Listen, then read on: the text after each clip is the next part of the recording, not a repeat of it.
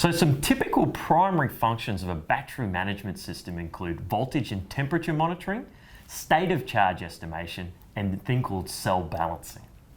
In a quality BMS, voltage monitoring involves continuously assessing the voltage levels of individual battery cells using quality sensors which can make accurate readings. Right, and the accurate monitoring of each individual cell means that the BMS can diagnose and respond promptly to potential issues, which is key in preventing overcharging and overdischarging.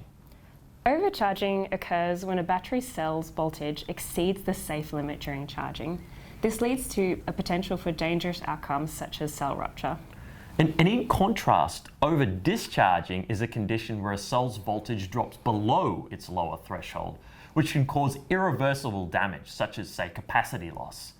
And it is important to understand that the state of charge of each cell inside a battery pack can actually slightly be different.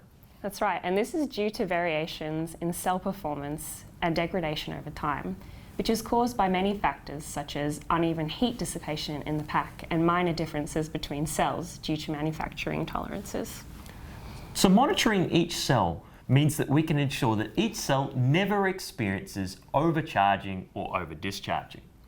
And here's where a high-quality BMS continuously assesses each cell's voltage, dynamically adjusting the charging and discharging processes. A less capable BMS may lack individual cell monitoring, instead relying on general voltage readings which are made across groups of cells or even across the entire pack itself. Also, it may use low-quality sensors that provide inaccurate monitoring. And these lower quality battery management systems may fail to detect voltage imbalances between the individual cells or dangerous conditions, possibly compromising the battery's safety and performance. And during the charging and discharging processes, so batteries actually generate heat. And if this heat isn't managed properly, then it's going to lead to thermal runaway. Whereas a high-quality BMS will monitor the temperature of multiple cells, providing an accurate representation of the profile of the temperature of the cells across the entire pack. And if an abnormal temperature is detected anywhere in the pack, a high-quality BMS will manage this by controlling battery charging rates, triggering cooling mechanisms, or even temporarily ceasing operation. Remember that the number of sensors and the quality of these sensors will influence the quality and cost of the battery pack. Using a low number of poor quality sensors will decrease the cost of the pack, but possibly at the expense of safety. And this is why a low quality battery management system is typically found in cheap products. And a lower quality BMS may have an inadequate temperature sensing system. For example, a system comprising of a limited number of temperature sensors or low quality sensors placed in suboptimal locations in the pack. This can lead to delayed responses or missed indications of overheating. For example, a cell on one side of a pack may be overheating, but the only temperature sensor of the device is actually on the other side of the pack, and it does not detect this overtemperature issue until the cell has sustained irreversible damage and is potentially close to thermal runaway. And in some cases, a low quality BMS might not even have temperature sensing capabilities at all.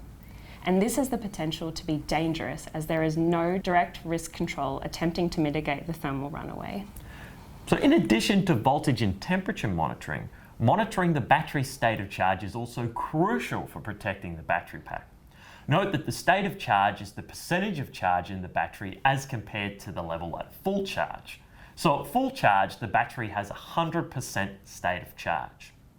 Now, if the battery is at 45% state of charge, say, then this means that the battery currently has 45% of the charge that it would have had at full capacity. And that's when the battery is fully charged. So essentially, the state of charge is the percentage value on your phone telling you how much charge you have left. And the state of charge of a battery cannot be directly measured. Hence, a BMS provides an estimation of the battery state of charge. There are many algorithms that can be used to perform this estimation of the state of charge, and these often either use the measured cell voltage or measured current values as an input. A high-quality BMS will provide an accurate estimation of the state of charge value using an accurate estimation technique, whereas a low-quality BMS may estimate the state of charge value that's quite different from the actual value. This incorrect reading can be annoying for a user, but it may also lower the accuracy of any protection features that rely on the estimation of the state of charge value. And through a BMS accurately gauging a battery's state of charge and measuring the cell voltages, the BMS can intervene to protect many potential fault conditions, such as overdischarging, say. For example, once the voltage approaches a predefined threshold, the BMS may signal the device to shut down or reduce power consumption, safeguarding the battery's health and extending its overall longevity. And as well as individual cell monitoring, a high-quality BMS can also monitor an entire battery pack holistically. Battery packs are designed to operate optimally when all cells discharge and charge uniformly. This is significant for high-energy and high-power lithium-ion battery packs that contain a large number of cells in the pack. And each cell within a battery may have slight variations in the capacity and charge-discharge characteristics. So some high-quality battery packs may use a feature called cell balancing to correct these variations in performance across the different cells in the pack. And an example of cell balancing is where, during charging, a BMS redistributes energy to keep all cells at a similar state of charge.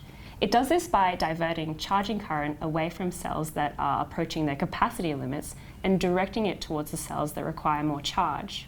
This equalizes the charge levels among all cells, preventing any cell from being overcharged. Now, cell balancing is typically only used for battery packs that have a large number of cells, like in electric vehicles and residential energy storage devices. So not using cell balancing for these packs, which have a high number of cells, can result in uneven charging amongst these cells, causing performance discrepancies and compromising the overall efficiency of the battery. And it's important to note that battery packs with a small number of cells don't typically actually use cell balancing. And as illustrated in this video, not all battery management systems are crafted with the same level of quality. Given that a battery's BMS is paramount in ensuring battery safety, it is easy to see the importance of selecting a product with a robust BMS. Exactly, and a well-defined BMS can significantly enhance not only the longevity and performance of batteries, but also the overall safety of the devices they power. So making informed decisions when evaluating and choosing a battery product with a high-quality BMS will undoubtedly contribute to a more reliable and secure user experience.